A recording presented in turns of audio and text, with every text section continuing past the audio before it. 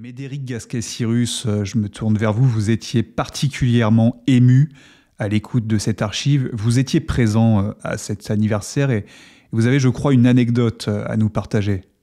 Oui, alors ça va paraître tout bête, mais parce que le grand public a cette image de Gwellaï Wen, une femme dure, intransigeante, comme la grande intervieweuse qui faisait trembler les politiques, ce qu'elle était, mais figure d'autorité, mais au quotidien... Bon, c'était une femme qui savait mettre à l'aise tout le monde, voilà, et qui aimait plus que tout échanger et partager. Et c'est quelqu'un qui était aussi soucieuse du bien-être des gens qu'elle pouvait être amenée à côtoyer, même des CSP complètement rien à voir avec la sienne. Et alors, à l'anniversaire de Lynn, moi j'ai eu le privilège d'être assis à la même table que Gwellaï Wen.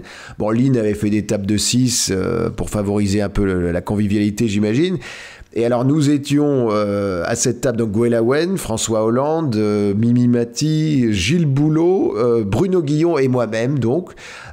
François était décalqué parce qu'il était venu directement avec Julie des Francopholies où il avait remis un prix, je crois, pour son assaut à la con dont j'ai oublié le nom. La France s'engage. Oui, voilà, c'est ça, la France s'engage. Et alors Bruno, il se trouve que Bruno venait de se faire cambrioler cet été, de façon quand même assez violente, on se souvient, attaché sur une chaise et tout le bordel. Et en plus, Bruno a l'habitude de dormir à poil, donc bon, je ne fais pas de dessin, c'était absolument horrible.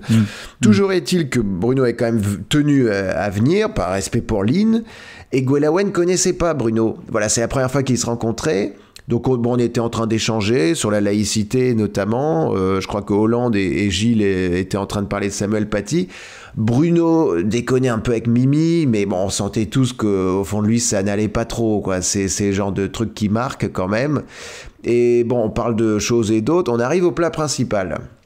Alors Lynn avait fait du poulet, un truc comme ça, et Bruno finit par nous raconter sa nuit d'horreur. Et alors Gwellaï Wen, qui était en train d'aider Mimi à couper sa volaille, se tourne vers Bruno et lui dit comme ça: « Bruno, si t'as besoin de quoi que ce soit, je suis là. Tu n'hésites pas, s'il faut garder les mômes, même si t'as besoin de blé, tu n'hésites pas. » Bruno était tout gêné, il s'y attendait pas, et puis il lui a répondu, voilà, bon, que c'était gentil, mais que c'était pas la peine, qu'ils avaient pris que la PS5 et le Thermomix de madame, mais je veux dire, il était hyper touché par l'attention que Gwellaï Wen, madame Le Bourdelec, lui avait portée à lui.